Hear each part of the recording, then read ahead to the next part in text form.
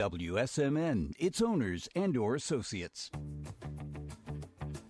Lisa and Robin are two fun friends diving deep into conversations where nothing is taboo. They believe in eating dessert before dinner and wearing the bikini. They're allergic to labels, authority, and cheap shoes. Currently, they're launching themselves through life being the good time, bold enough to take risks and inquisitively asking, what's next? They hail from New Hampshire, but they could be anywhere dressed in cute clothes. If they had to share a tombstone, it would read, "Curiosity killed these cats." Your hosts, Lisa and Robin on the mic.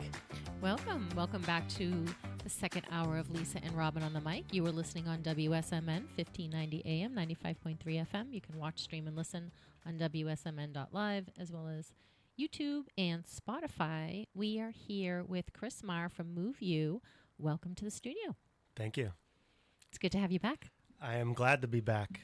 Yeah. The moving season has begun. Yes, you're officially underway. Are you swamped? Yeah, we are very booked, looking for help, looking for movers. Right now is the time. Everyone, once the weather starts to get nice, houses are selling, and we're fully booked. Nice. We're like, yeah, it's going great. Nice. And what do you think you bring to the table on some of the pain points? Because I know everyone dreads a move.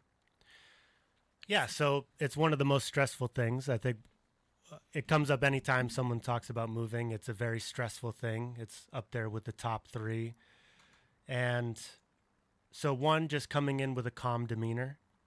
I think that's very important. Coming in very calm, just reassuring the people that we're going to take care of their things. We are touching everything they own. And then it's in a truck driving away, and that's all their stuff. So it's just being very professional, being calm, and understanding of their big life change. What do you wish people would do before you showed up? Just be prepared. What's a good way for them to prepare? So we could we do offer packing service. If they want to do it themselves, it's just making sure that it's done the right way. So when we show up, it doesn't take us, we want to minimize cost for them. So that's why sometimes, yes, it costs more to have us come in and pack, but everything's going to be packed properly so it doesn't break. And that way we can come in, grab the boxes, load it up in the truck. If they do it themselves, every box has to have, or every bin has to have a lid. The boxes need to be closed. Things need to be out of the way, off the dressers. So there's a lot for someone to do if they're going to do it themselves. That way, when we show up, our guys grab it and bring it to the truck. So how do you guys, like, what's your training like for hiring, when you hire someone new, the process of knowing how to pack a box? Because there is an art to learning how to pack so stuff doesn't break. Yeah, so we have the second, and I'm going through it right now, so it's a great question. We interview someone, and before they even get on the job, we have a whole video series that they watch at their house on their own time. We tell them, the faster you do it, the faster you can come on and train with us. But it kind of gives them a sense of what a professional mover looks like versus helping your uncle move. Just so they can visually see it before they even come on to start training, because there is a whole process that separates someone with a U-Haul truck and someone like us. So there's video training, and then I go through with them how to pack a box, how to wrap furniture, how to load items into a truck properly, how to carry something to not hurt themselves, to just do it day in and day out and not break anything. Yeah. I think one of the most important things, if you're having to pack for yourself before the movers come, is there can be no empty space in the box. And that's even if you have to take those blank wrapping paper and newspaper and shove empty spots with some kind of mass, because emptiness is where I think all the stuff inside the boxes break. Yeah, I learned that early on. Yep. And every estimate that we give, we have a move guide in there that shows them which box. You don't want to, like, take a small box, for example. Those are the ones you want to put books in or heavier items. You don't want to put that stuff in a larger box, because then I go to pick it up and there's 100 pounds worth of books. Right. So the rule of thumb is every box should be 30 to 50 pounds. So that's why you use the right size box for the right items. The larger boxes can be for, like, I don't know, maybe cushion things that you could put a pillow on top so that doesn't happen. The smaller boxes you want to use for dishes because those tend to be heavier. The medium-sized boxes you could put pots and pans in as long as they're not ceramic or something too heavy. Your laptop, or say you're in your daughter's room and she has a pencil case and things like that. So we do have a move guide that shows you, if you're going to do it yourself, how to do it properly. Awesome. Yeah. And what is the best way to get in touch with you, actually? So our website is unh.com. That's, I think, the best way because it has our phone number. It has a form submission if you want a quote request. It goes straight to our CRM, the software that we use, and then you can get a call. You can actually input your own information so we don't mess it up on our end. Your address, your phone number, your email, and just a few notes about your move before we give you a call. So move, the letters unh.com is the best way. And then our phone number is 603-315-0258. Awesome. What do you think is the most disruptive thing when it comes to people moving with either seniors or kids or pets? So kids and pets, actually yesterday, one of our guys got bit by a dog. Oh. Yes. So we try to tell people, I've been on jobs before and their kids are running around playing with their toys. The kids and the dogs can be a tripping hazard. And if I'm carrying a big dresser, if I fall and your kid's right there, that's not good. Yeah. So trying to put them in a certain area, the dogs, keep them in a room or have them outside somewhere where they can't run out to the truck. I've had dogs run into the truck while we're trying. It's cute. Take them to doggy daycare. But yeah, it is. Or, if your sister or brother can watch your kids while we're moving, it's a huge help because the kids can also be a distraction for you. You're trying to tell us where the items are going and your kid's bored or wants your attention, but you're trying to give it to us. So the dogs and the kids definitely need to be not put away. Contained. Yes. Well, you should have the least amount of chaos moving through the house because I could see, a 4-year-old running up the steps while you guys are trying to bring a mattress downstairs. You know, you're always having to watch. You're always having to watch where you're walking instead of having clear, easy pathways. Right. Absolutely. And then for seniors, if we're moving the seniors, it's good that they're there, but sometimes it's best if they're brought out to lunch because if they're moving from a house that they've lived in forever and say they're moving to an assisted living, they can't bring everything. Yeah. And so sometimes it's best to have mom and dad, if they are in that state, somewhere else. And then we talk with you beforehand about what is going or not going. And so that way, when they come back to their new spot, we have set it up. So they're like, because if they're there, then they could be very picky and choosy of what they want. And I want that piece too. Well, mom, you don't have room. And you don't need to be negotiating that when it's the move day and we're trying to get on a truck and we're trying to get to another location by 5 because they don't allow, because when you move into condos or assisted living, you can't just move whenever you want. They have windows of opportunity. Right. You can go, the elevator is only set up for you on the 5th floor between 2 and 3. So you taking till 3 to decide what goes on the truck doesn't help us down the line. I'd be like Steve Martin in The Jerk. I just need this, and that's all I need. So my kids would definitely have to kick me out of the house because I'd be like, oh, I need that too. And they would be like, no, you don't. Yeah. Because that is hard. Yeah, I always think, even when I'm talking to people about selling houses, they're overwhelmed by undertaking, well, I wouldn't take everything, and how do I downsize? Do you help people with that process? Yeah, we can. So the further or the earlier they reach out to us, the more helpful we can be. So if they have things like in our move guide, we actually have a few weeks out what you should do. Here's the steps. So 1, think about things that you want to give away. Just if there's something you haven't touched and you just want to donate it or junk it, those are things you could do right out the gate. And then as it gets closer to move day, it does get hard on what you can keep, what you can't keep. Knowing where you're moving to, the earlier the better. So then you know what can fit where. But Yeah. So donating, having someone come and take the junk, even though it's not quote unquote junk. Right. But you don't want it anymore, so it's Yeah, junk. Right. Yeah. It's what you're not paying to move. Yeah. You could try to sell something, but the earlier you do that, the better. Otherwise, move day comes and you're stuck with it. Right. And the other thing, too, is when you're coming in to do a quote, the more stuff there is, the more expensive the quote is. Right. Right. So you're getting to what do I really need to pay to move? Yeah. And then everything else can either be donated or gifted or tossed. Sometimes I've heard the wife say, or the dad or the husband say, well, we'll worry about it when we get to the next place. And then their significant other says, well, we're paying them to move it, so why don't we just try to get rid of it now? Yeah. Yeah, because that makes the most sense. Because a lot of times you go into a house and there's just boxes that are unpacked for 3 years. And All it's the like, came time. from the other house. It's in a box in this house. You didn't want it. You don't even know what's in there. Right. So you Yeah. didn't want it. You could have gotten rid of And it. it's still in boxes to this day. Yeah. 4 years later Yeah. in the basement. I'll Yeah. deal with that later. Yeah. I've moved people, and they said, that stuff over there was here when we moved in, and we just never really went through it. Yeah. So you're, And you don't need it. no. You don't need it. And if you don't go down to search through it and be like, oh, I need this, Yeah. you don't need it.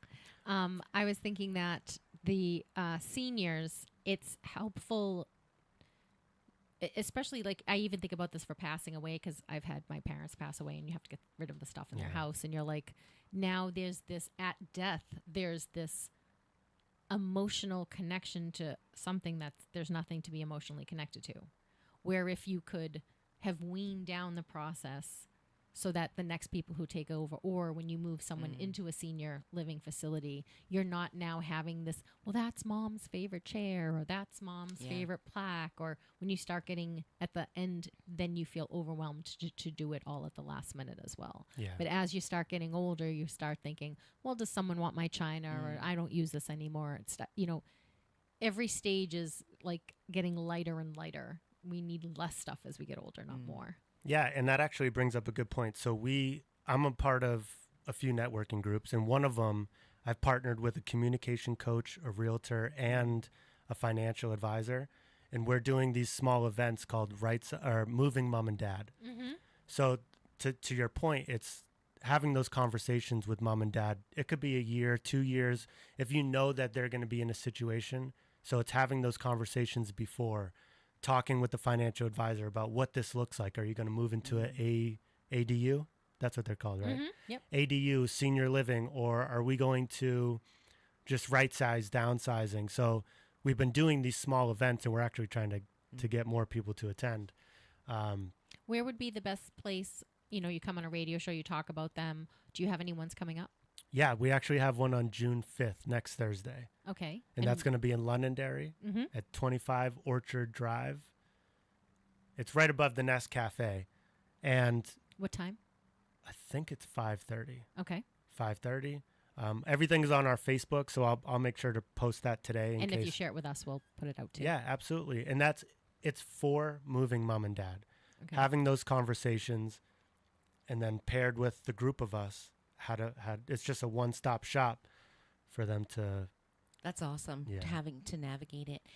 What are some of the roadblocks that you find, or the obstacles that when moving day happens? Like, what are the biggest hiccups? Like, so when you're about client education, what are the most common roadblocks or troubles that you have, like when moving day arrives, that you have found to be, I don't know if I'm saying it right. Like, what are your biggest hurdles that you see from people that we could do, like, as your customer could do better to make the whole day, not even just your job better, but what's that not patient education?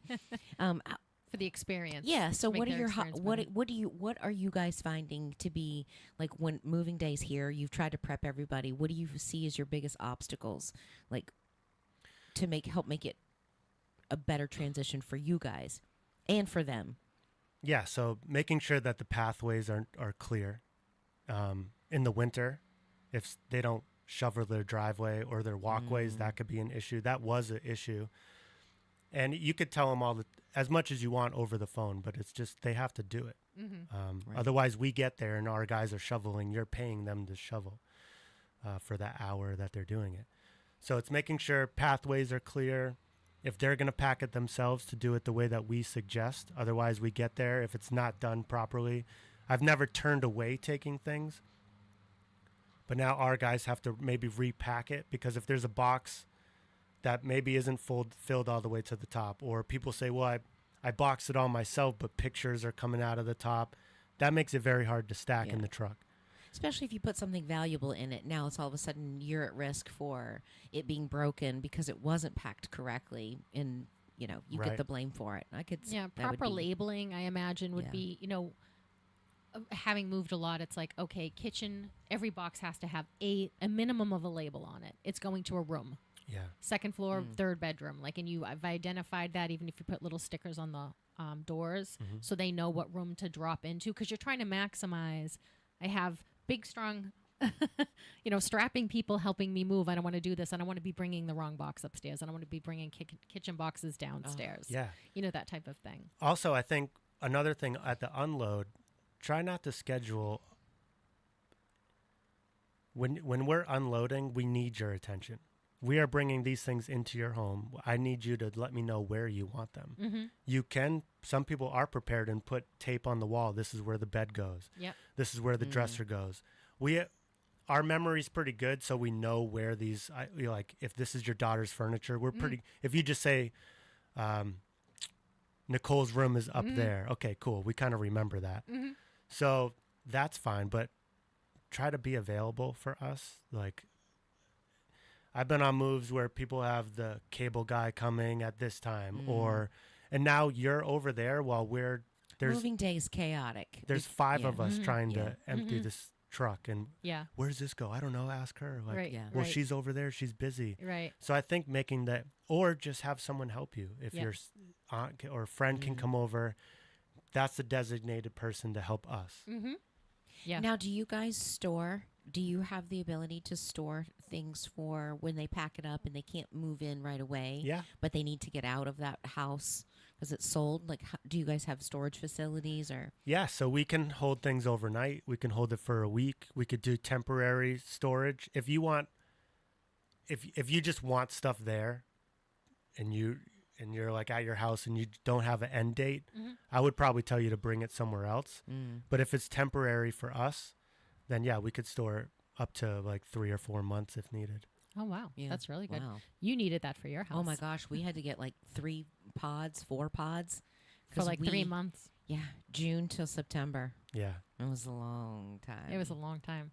And you made it through. And I talk with customers on, because I want it to be most cost effective for them. Obviously, this is a business, but I don't ever want someone, if there's a better option out there, then I try to educate them on doing that. Maybe a pod is better. If you want access to it, it's. Now, if they rented a pod, would you hire them? I mean, could they still hire you guys to move it from their house to the pod? Yeah, absolutely. Well, so that's good to know, because a lot of people are like, well, if I get the pod, I don't want to, And another option is if you're going to be renovating your kitchen or you're going to be renovating your house and you need your furniture stored, you can always call Move You. You could temporarily put it out there. They do their renovation. You can bring it back in. It's not just moving from house to house. Right. Yep. So we could do internal moves. Like you said, if someone's getting their kitchen floor done, we can move it to the garage and then call us when you're ready. We could do load only, unload only. Like if someone moves here from a different state and they drove the U-Haul and they just want us to help them unload, we can do that. That's awesome. Yeah. That's really awesome. That's what we call like a labor only, meaning we bring our trucks, but you don't really need the truck. You just need our guys. You just need big, strong guys. Yes. Yeah. I have a curiosity. Are there any women on your crew? I think I need to move some. So we've had a few, not on the moving crew. Yeah. We've had a few people apply, and you find homes for them. Well, it gets kind of didn't make the cut. It gets kind of tricky because I can't live 50 pounds. It's a group of guys. Yeah. Not saying that they can't do the work. Yeah. The reason why I probably haven't brought, and some of them were very pretty. Yeah. I want to eliminate any distractions for my guys, and just my guys are very good and very professional, but I don't want there to be a weird. Yeah. But you're sexual also creating a harassment culture. thing. Yeah. You're also creating a culture, and you've got a good dynamic. So throwing, a girl into the mix is like, Well, I think if let's it- stir the pot. Well, I also think of this. I was at the supermarket and the guy looked at me and he goes, I'm going to make these really heavy. I go, don't make them really heavy. What about me makes you think really heavy? I'm not even lifting the cat litter up the stairs at this point. Yeah. Like, don't do really heavy. And when you said 30 to 50 pounds, I'm like, yeah, I wouldn't be able to lift 50 pounds from the ground up. If someone put it in my arms, Yeah. I could carry it. And it's not about the girl not being strong enough. Yeah. They could be a perfect candidate. If Yeah. I want to eliminate, Problems. yeah, I just don't want one of my guys to say something and then now she's Yeah. coming to me because one of them did something inappropriately. Yeah. That's my reasoning for Yeah. it. And back in the day, that's where you met your college and work was where you met your spouse, and now you don't meet in the either place. That's true. Good luck, though. Good luck with that, everyone. No, but I could see how you have, and you think about moving companies. It's mostly guys anyway, and it's like you are creating. What we talked about last time is you're creating a space for these young men. It's a transition. It's a it's a university. It helps you grow, you elevate. But I feel like you want to protect that environment and that culture, and I think just filtering what you allow in and what you don't allow in is good, and it just so happens to be girls can mess some stuff up, man. Well, I They bring a do. lot of drama. As we get a facility very soon, once we have, we rent right now, but once we get our own facility and we own it, and I start to have more office space, I would bring them in. Yeah. Not to say that they Right. can't move, but I Yeah. think I like when a girl answers the phone. Yeah. I think it's very professional and it's a calming. When you call some of these services, hey, this is blank blank. It's Yeah. like, oh, okay. But when a girl answers the phone, it's, oh, okay. Yeah. What can I help you with? Yeah. And They have more of that nurturing piece. Unless it's like Patty from the South Shore With the cigarette It's dangling. wicked. What do you want? yeah, And we love having Chris on, but he has another appointment because it's moving season and he's very busy. yeah, I do. Yeah. So tell everyone where they can find you again. At moveunh.com, the letter U, like the college, moveunh.com. And our phone number is 603-315-0258. Thank you. Thank you for coming on. Of course. And if you post the event that's coming up next Thursday, if you post it and invite us to collaborate on it, it will go on our Instagram and our Facebook page. Okay. And so we can put it on, we can still we can promote it that way as well too. Yeah, thank you. So. And this is just one of many. Awesome. So we want to probably do these quarterly and try to set them out. And if you let us know, we'll announce them on the radio as well. Awesome. Yeah, I'd love to. Thank you. All Be right. great. You have a great day. You as well. Yes, We're- thanks for coming in. He is a busy guy as a business owner. We are trying to do a million things, and he is going to his next meeting at 11:30. So it's 11:31. So we're going That's to kick okay. you out. Have a great day. Yes, thank you. Thank you. So we love having him on. We love local businesses. We love being able to support them and help them. And we love bringing them to our community when we know we have a really good candidate.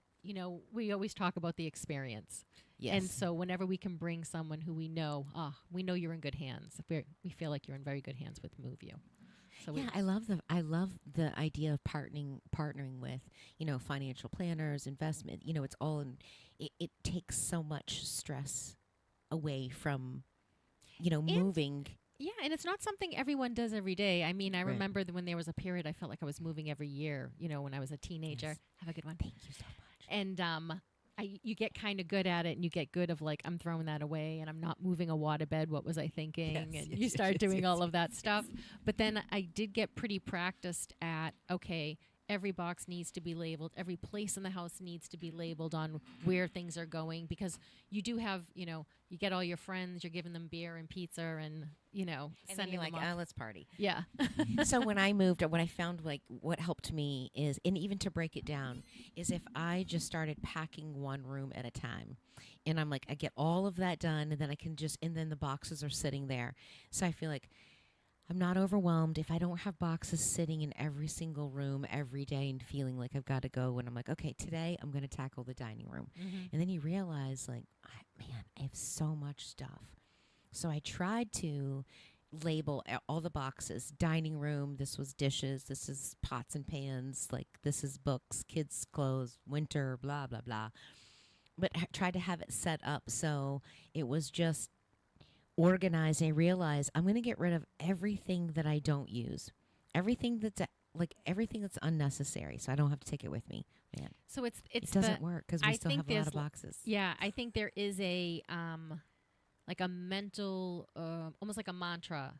When was the last time I used it? Yes. Now there is the just one turkey platter you use at Thanksgiving. I'm not, Right. when was the last time I used it? If it's more than a year and you don't use it once in that year for a particular thing, like the Christmas pan or something that you use for a particular roast or something, yeah, those are the one-offs. But everything is if you're not using it in a year. Yeah. Except photographs. So Any kind of photographs or memorial thing like one that. of the things that I have years ago, my mom gave me from a metalsmith. It's a brass door knocker. And I don't use brass, but it's in a box. But I'm like, my mom gave it to me. It's from Virginia, and it's, we used to go to Williamsburg all the time, and it was a metalsmith there. So I'm like, I can't get rid of it, but what do I do with it? So that's one of those items that's in a box. Yeah. Well, I think I have helped so many people who have inherited a house that are getting rid of a house. And the guilt that gets associated with getting rid of dead people's things is, and I've done it with both my parents, and I don't have any brothers or sisters to do it with me. There is this overwhelming romanticized attachment to things because the person's gone. It's completely natural that you would keep the letters. That you would do or that. An article of clothing that they had, like something that their favorite, a favorite book. So my technique, how I've gotten to help people over the years and what I find the most helpful to me, take photographs of it. We have digital, it's free now. Take photographs of things. Wait, go the next day, go back. What is it? Because you can have everything in a photograph, right? This was their favorite chair. This was whatever. This was the pillow they knitted. But you don't need to keep that stuff because if it's going into your house and going in a basement, it's just a problem for a future date. Yes. Where you're just delayed dealing with it. Right. But there is this emotional connection to things, and especially once we've lost people. I think that's the biggest. Like I said, both my parents passed away, and I did not have to dispose of my father's stuff because my mother ended up going back into the house. However, she was like, she didn't want any of his things. So then I was tasked with his things. Like, am I keeping these things or getting rid of these things? And with my dad, it was just like I kept his, just very, very, very, very small things because he wasn't a gatherer either. Yeah, I get that. But on a kind of a morbid note, but not a morbid note, is I kept his teeth.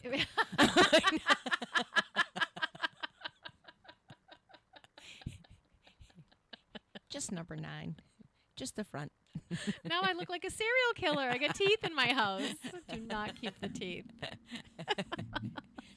Hey, so I used to keep, so when Bosco, our chocolate lab, when he was a baby, my kids were losing their teeth, and so when I was moving, I found baby dog teeth, and I'm like, they're so cute, but then I'm like, it feels so weird, but I did get rid of them. Thank goodness. Yeah, it felt wrong. So it was. Like when you trinket trophies from the serial killer. I know, but now what do I do? Like, if all the baby teeth that I have, who's going to want those? Like, the kids aren't going to even want those. Like, but yet we hold stuff that we know. I'm like, all right, so maybe I'm going to maybe you grind them up and put them into your garden or something. I don't know. But it just feels better. Or you just throw them out into the yard and your compost, ashes to ashes. Because it feels wrong throwing them in the trash can. Does it? Okay. But then it's now it's really weird if I'm going to chop them up and grind them up to if you're grinding up teeth, bone meal for my plants, or look at that good rose bush. Now you would know why I'm just put them whole in there. Just put them whole. You don't have to grind them. Right. Oh my God! And it's really funny. I hear you. And when I was going through my mother's stuff, I barely had photographs from my childhood. Nothing was kept. There was no sentimentality. And some people don't have that sentimental mentality. Yes. Ugh, that's a hard word to say. I think, yes. Sentimental. is the right word, and Mentality. then this at the end. Sentimental mentality. Yeah, sentimental mentality. So just you pause in there. Put the pause. Pause. Pause in there. You get a pause in Pause there. in there.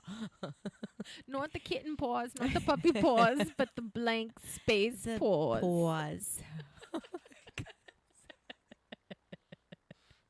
I happen to be sentimental, and it was funny. My mom was she's supposed to be might be moving to Virginia, and she was like downsizing and getting rid of some things, and she's sending me these pictures, and I'm like, oh, they're funky shoes, so yes, I want them, but we don't have the same size. There's a couple that I can get away with, but Chris is like, you'll never wear these shoes, and I'm like, well, but I don't have a lot of things of my mom's, and he's like, okay, enough said. Like, I always find a reason to be Keep something. Yes, sentimental, even when I shouldn't. Even like I know I'm not going to do anything with this, so it kind of does make me want to go home and like, ooh, what can I get rid of? I don't like clutter either, so Yeah, I've moved enough that I've tamped it down, but the longer I'm someplace, the more I accumulate, yeah. and then I got to tamp it back down again. Well, I feel like, oh, I might need that. I might need this. You know, I have rugs downstairs that I bought for my little sitting porch in my old house, but it's still a nice rug, and I'm like, Is it red? No. Okay. I need a red one for my I need a outdoor red rug for my table and my red umbrella. Oh, yeah, that'd be pretty. But it's I'm like, you could almost have got rid of it this afternoon. Right. Could have taken that hands off of you. It's gray and white. It's like one of those woven rugs. It wouldn't be good for outdoors. Oh, okay. It was for my sun porch, but I don't have a place for it now. And then I'm like, what do I do with it? I can't throw it away because it's still good. Mm-hmm. And I'm like, I just don't know where do I go with it. So if I could just donate it, like do a drive-by. Right. Can you do that at the Goodwill? Or do they even have a Salvation Army anymore? They do. Down off of exit 1 on the left. It's right next to what's the store? Yankee. No. What's that one that it's not Target. Oh my goodness. I can't even. Old Navy. Oh my goodness. It's near Old Navy. Oh, Because I was like, what is the store I never go into? Savers. Yes. That's like a donation thing too. But I didn't know if they had, there's one coming back up the highway, or is it off of like Kingsley Street? Mm-hmm. There used to be one. Was that as Goodwill? So the Lucky Dog is over here behind the bus station, like behind Surf. There's the Lucky Dog, and she does everything you give her, she sells. So you donate it. She sells it and uses the money to help animals. The Lucky Dog. I'll have to look that up because it's a good place. Yeah, and I actually took all my paintings that, like, I paint, and I would Yes. take them there. Like, make $5, make $50. I don't care. Like, what am I? At some point, you have to get it. Oh my gosh, that's awesome! Yeah, though. yeah. Clothing. Yeah. Bureaus. I love for the fact that it's being repurposed. Like when my kids were little, every year before Christmas, between Thanksgiving and Christmas, they would start putting their wish list. You want for Christmas, and we made this thing that I want you to pick the toys that you want to give to a needy child. You know how hard it is to find like that your kids can actually participate. I wanted them to see what it was like for them to give and somebody else to receive, and be grateful, or just because they had like the Little People Village, they had all these toys that looked still brand new, and we wanted to be able to donate those to good use. It was so hard finding places that would actually let them Participate in it. Yes. I think we found like a pregnancy resource center, and the guy was really cool. And he was two single moms that I don't think I could see where it could get messy, but he knew these people, and he said, I've got two that I think that you guys could do that too. So the kids went and dropped it off, but purge before you're going to get ready to get more. Right. Lay something down before you get something new. Right. I was doing that for a while, where it was like nothing new can come into the house until I got rid of some stuff. I do that with books now too, because the bookshelf just gets crazy with my with my bookshelves. I was going to say something. It'll come back to me. The teeth. unnecessary Get rid of stuff. those teeth as soon as Rugs. possible. Rugs. Yeah, is this necessary? Have I used it in the last Yes. year? So what are you keeping in your No, closets and in no. your drawers that you can get rid of? Spring cleaning and fall cleaning, I Yes. try to. If your kinda do kids are that. like 40, it's safe to get rid of their baby teeth. It's definitely. And then if you can't, if you're like, oh, there's Yeah. some stuff that does have that, emotional tie to it, but try not to have that and again, taking photos of stuff Yes. will allow you to have it. And you can even make a little book out of it, and give it to your kids. These were I think that they had a really good one for the kids' artwork, Yes. and you can make it into a book so you could stop hanging the handprint turkeys on Yes. the wall. But you want the handprint turkeys. You love the handprint turkeys. And the Santa Claus with the cotton ball beards and stuff. Yes. And They're perfect at the time, but they don't need to live in infamy in the Yes. basement for someone to throw away later. that's actually a great idea because you could, for like relatively, by the time you would print all that stuff, like take their stuff, put it into a book or even a scrapbook, and then that way that you could pass it down to them. I did little Tupperwares, and I would add to it over the years, like something that I was going to save, like one of their onesies, and just because they were so little, like I saved some of their preemie outfits. So when they actually like, oh my God, I really did this, or some of their favorite things. My uncle, when they came up from Virginia, we went to. He was all into Harleys, and it was Bike Week, and the kids are born during Bike Week, and so we were up there at Laconia, and he bought them little Harley Davidson sweatshirts that say you know Bike Week on or something. So those go in the memory box, like something like that. But so just keep it small, like pick the things that you're like, oh, this is a good memory to hold on to, or this is a good memory for them to cherish later. And then get rid of the rest. Yeah, and if you're having trouble with that, take photos of things so you can still have them. You can still be in possession of them. And I actually use that as a technique. The impulse buy. I was doing some impulse buying, and so I took a picture of the thing. I was thinking like, oh, if I really want, I'll go back. And then a month later, I'm like, what are all these pictures? Yeah, just delete them. Yeah, and it is. For a second, it's like a way to possess it, to determine if you really want it or not. it's like the thrill of the hunt. Yes. And I think sometimes that's what that is. Yes, and you get caught up in it. And you My get mom caught in would it. always ask me, like, are you going to regret it when you leave the store? I mean, sometimes It could be a frenzy, and you just think you are. yes, but then if I ask myself, like, it makes me pause. It makes you pause. It makes me pause and think, do I really want this? Like, do I really need this? And then I start thinking, like, I actually have something really similar to this at home. Or, jeans are one of my Achilles. Like, this is one of my weak points. Like, ooh, that looks so cute. And then, like, I saw your jeans the other day, and I'm like, oh, my God, that is such a cute outfit. I need a pair of jeans like that. And I'm like, well, no, you don't, Robin. You already have something very similar that you can. did. You had really Yes. cute jeans. I'm like, stop. But I did learn to ask, myself, do I really need this? And I know if I'm like, yeah, I'm going to regret this if it's gone tomorrow.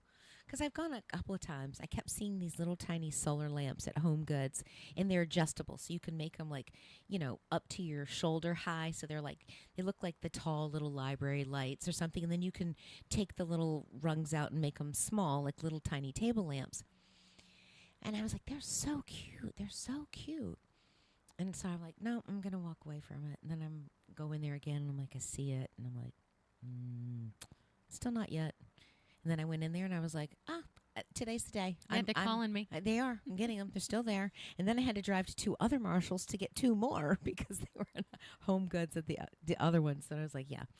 But now I'm happy. So I'm like, yeah, that was right. I waited. I was savoring it. Yeah. I was thinking when we were talking about, donating stuff at Savers, there are people who, no matter how worn or used something is, they still can't throw it away, and they think somebody else will want it, and it's trash. Yes. You really have to take a look at it through eyes of, because we kind of had that whole thing where, oh, yeah, like you do the clothing swap, and then you get home and you're washing everything, and you're like, well, this has a hole in it, this has a tear in it, this has a stain in it. And you're like, well, this is not what you bring to a clothing swap. What you bring is the thing you wore once. Yeah. Yes. Or the thing that you bought and you never wore. Yes. Still has tags on it. Or the impulse buy to be like, yeah, I thought I was going to wear that, but. But if it's been worn and loved, and it might have had its useful life. What I also think, too, is I don't know about but all of my aunts and stuff, everybody hangs on to sheets and towels. Like, I literally think my mom has sheets from, years ago, and she doesn't have any twin beds in her house. Right, she still has twin bed sheets. I think so. What is that? She might have, but I don't know. I think it's like you always be prepared. And I'm like, no, I don't ever want to live like that. I don't want to pack massive amounts of towel. Like, we have beach towels, but I've got enough bathroom towels for you to go, for everybody to have their own towel and then have their own towel go through the wash and have a new towel. So you can always cycle them out. But I'm like, I'm not filling up this, your pantry. I think those are things that you get caught up on. Well, and then the older you are, the more you have, and if you won't let go of the ones, like if you're bringing new ones into the house, well, get rid of the oldest, crappiest ones. Yes. Because otherwise, your poor kid's going to go through your house and have to, and now how think many you have times do some you- emotional tie to these towels. Right. I can't throw away mom's towels. Stay down here long. I'm No. I'm going to hell if a mom's towels go in the trash. No, you're not going to hell. Right. You are not going to hell. Yes. And the moves are significant. It is one of the most stressful times. You're taking every routine, you're taking every familiarity, and you're throwing it in the trash, right? Yes. And so that it's like a destabilization period. So you want to do it as organized as possible, which seems impossible because how do you live your life while you're in with the least amount of boxes? stress. Yes. Because it is stressful. And I do think the thing that I love about the movers is the last couple of times we've hired movers, and you literally, like, if it's still in the house, it's getting boxed and wrapped up and gone, and you don't have to deal with it, and you show up at the new house. And it really did relieve so much stress. Instead of doing it over months and weeks, Yeah. if you have, and Move Use, he was showing me some quotes he had, because he was saying that, insurance jobs, a house burns down, or something. I know down here, Bluestone had a fire in it not too long ago. And the insurance company will pay for movers to move stuff in or out. And, he gave a quote and it was like $3,500, and the other company gave $11,000 because they're thinking, oh, well, it's a insurance company. They have the money to pay for it. Or you live in this town. You have the money to pay for it. Their quotes aren't like that. So get a quote. If you can't afford it, definitely. Yeah. Obviously, don't do it. But it's more affordable than you think sometimes. And I love the fact that they like a la carte things that you can just have the muscle for the day. You don't need to, if you want us to move it from your upstairs to downstairs. Like, I never even thought about that as an option. I didn't think about it, I've helped clients like say, I don't want a piano anymore, or I don't want anything. And they call me, can you help me move this? I'm like, no, I'm not a moving company, but I can put you in touch with someone. I love how I'm the resource. Yes. We have a problem. Call Lisa. But I could see how, but I you're do have problem solving skills. Yes, you do. You're a great problem solver. And I think most of your clients already know that. So they're like, oh, well, she will have an answer. Just call her. Yeah. She'll I fix think this. that's why they ask you, because you will find the answer. If you don't have it, then you will find the answer. But I mean, even if you're doing a renovation of your house and you're like, or you wanted to do a renovation, but you're like, what do I do? Your furniture can go in a pod for 6 weeks. It can go in a, if you don't have space in your garage. None of us have space in our garage, I feel. But you can put it in a pod. Yeah. Or you can have other options for yourself. Don't forego, because I think about this, and I'm going to say this as my public service announcement as a realtor. Do not do all of the repairs to your house 10 weeks before you sell it. You're spending that money. Enjoy. You lived with a kitchen for 50 years, and now well, I have to redo my kitchen before I sell it. Right. Now you have to live through a kitchen remodel, and you don't get to enjoy a new kitchen. Right. Right. Try to make sure you're enjoying stuff and you're doing stuff for you. And then again, maybe don't do the kitchen remodel. No, it's going to be $50,000 less. But you don't have to live through that either, and let someone else take it. Right. Take it as a project to do. Yeah, sometimes you don't think about like the money that you actually save by giving up, at a higher price point. because think about how many times you get into a remodel and it costs you more. You've been quoted at 50, but at the same time, we're still humans. And I'm like, women in their kitchens, there's always going to be a tweak somewhere. Yes. Well, I don't really like those door handles. And now you've gone to the point where you're creating your palette, you're creating your canvas, and you want that kitchen to be just so.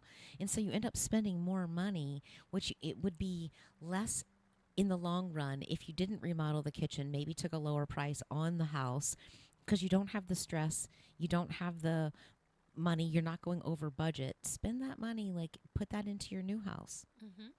And I also think a lot of people think back in the day we would buy something that needed a little work because that was in our price point, and then we would rip out all the rugs and then have new rugs come in. Like we would do money saving things that were in our power, and then sweat hire equity. Sweat equity. No one does sweat equity anymore. That's It's true. a very difficult thing. And I don't know if it's... So I have 2 points that I thought about this week that I kind of want to bring up in the last 7 minutes. I keep hearing everyone talk about climate change. I just read another book about climate change. And we have terrified our children with the fact that there's no planet for them. It's going to be on fire and underwater. That Right. is all we tell our children. But we don't teach them to farm. Mm. We don't teach them to... that they're Basic Uber skills. dar. They can make coffee at their house instead of Ubering coffee from 4 miles away. Like, we've given them this lifestyle that completely counteracts. Well, you're taking skills away. You're You taking know, skills away. How many don't know how to, hang a picture, find the stud, or Small stuff. just little things like that, and do small home repairs. Like we are losing. So I mean, we've talked about this before, that there's nobody's going into the trades. So the downside of it is, everybody's always busy. The ones that are in the trades are always busy, and they can charge whatever they want because there's no competition. But it's a dying breed. Like, what's going to happen when you can't get? Nobody's going into it. Nobody wants to. It's Yeah. not glamorous. And I think when I think of, we've terrified our children with no solutions. We've told them that this awful things, but then we give them this lifestyle that is going to continue all of the problems that they claim that you can't. Just talked to a woman. She said she can't have children because the planet won't be around. That's like a heavy load that you've laid on a 21-year-old. Yeah. That she cannot reproduce because humans are a plague on the earth, and the earth is about to expire. Right? That's a depressing way to go into life. If the school systems would add in shop, everyone build a bird cage, everyone build a birdhouse, everyone build a few things, build a piece of furniture, something, and home ec, and some kind of gardening. We would give 3 sets of life skills that are actually jobs that everyone could have when they get out. But you could do gardening into either one of those. Yeah, or both. Yeah. I mean, you could do for shop, you could build a raised bed, and then you guys actually grow something. And I know, like, some of the elementary schools, they do some hands-on stuff. And then It should be like when my kids were in literal high school, they courses. both had to take a cooking class. Well, they didn't have to. Mhm. It was one of the electives that they did, and they both did it. It was simple recipes and stuff, but it's giving you the basics, the primary, It's not that you can never make a meal for yourself, Right. or you can never hang a mirror on a Right. wall. And I do think we've shielded our children because we've wanted their lives to be better, and in some capacities they're going to be worse. Mm-hmm. So I think we have to somehow start incorporating that in, because I don't know what we were doing. We were at some party and someone was saying that who's going to want to be a doctor when you have technology? Right. And then the other person was like, yeah, but AI is going to be the doctor. And it's like, are they? I hope not. Because I was promised I would be jet setting around in some kind of flying car. Yes, like the Jetsons. They Like the promised that back, Jetson. like, what was that, late 70s? And I was promised I wouldn't clean my own toilets. I was promised I wouldn't ring myself out at the supermarket or at the gas station. So there's a lie. Somebody's going to change my sheets every day so I have clean sheets. There's some lie inherent in this technological system that we're keep falling for the same lie. So let's not fall for lies anymore. Let's kind of stand up against all that Well, I think we desensitize. So Bullshit. the more the things that we make convenient, and we have at our fingertips, we talk about this quite a bit about Every week. how it's detrimental, but it's actually taking away from. We're losing skills. Yes. That's really not important progress skills. forward. Right. You cannot outsource your health or your happiness. Both those you have to take into your own hands. And it starts with being able to cook for yourself in your house with healthy food, making healthy ingredients to make healthy food. And happiness starts with your mind, your belief system. Where are you getting that belief system? What are you believing? Are we being brainwashed? Yeah, like what those are you poor putting in? children who are brainwashed Right. that the planet will implode Right. before they have children. Can't have kids. Might have been be done now. Crazy. But- But she can DoorDash a coffee. Yes. You can spend $20 a day door dashing a coffee. You can't make coffee in the house. And I give you a 20% tip. Well, listen to this. So the other night we did DoorDash, and it's pouring down rain. We had gotten home late. It's pouring down rain. And he says, we ordered 3 pizzas, DoorDash them, and it says leave specific instructions. It says leave them on the front porch. Literally, Chris gets a notice, and he runs downstairs. They left it right outside of the garage door. So it had been heavy raining. The bottom pizza box is laying on the wet pavement, and there's no gutter there, so it's just pounding off of the roof on the top. And, talk about somebody cussing, and he's like, no, I wish I didn't give him a tip, and this is... And he's like, how can you not read it? I was like, dude, that guy did not want to get wet. He's like, here's your food. I'm out. But even the customer service, like, he didn't want to go hike up but I'm like, bring an umbrella. Bring an umbrella. You're door dashing, dude. Or dudette. I'm like, well, they are not. That sounds like a dudette It's not baby. like She the didn't wanna get postal her head wet. service, what is like, no matter wind, rain, hail, sleet, snow, we'll get you. Yeah, no. No, you're getting wet pizza. But it's that whole attitude. But it's that thing like, well, I don't want to do that. And that's why it goes back to even tipping. I think if you have poor service, you shouldn't tip. It's like a lot of in Europe, they don't tip. Like in Germany, I was trying to give this guy because he was like excellent. He's like, no, we're well taken care of. Yeah. He's like, we don't need it. That's our song. Damn. Top of the hour. Top of the hour. Thank you for tuning in to another episode of Lisa and Robin on the Mic. You're listening on WSMN 1590 AM, 95.3 FM. You can watch, stream, and listen on YouTube, and we're always up on Spotify. Until next week, have a wonderful week. We love you, and we will see you then. Have a great weekend.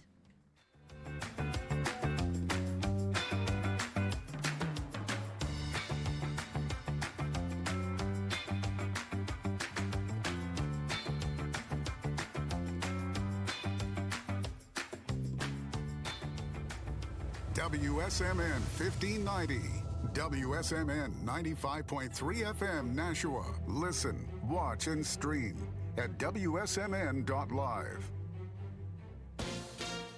ABC News, I'm Sherry Preston. A U.S. district judge says she plans to issue a preliminary injunction that prohibits the Trump administration from revoking Harvard's ability to enroll international students without going through the legally required procedure. The development comes hours after the Trump administration tried to begin the formal process of revoking Harvard's student visa program. Trump tariffs blocked. A staggering setback for President Trump's aggressive trade agenda. A panel of judges on the U.S. Court of International Trade blocking most of Trump's sweeping tariffs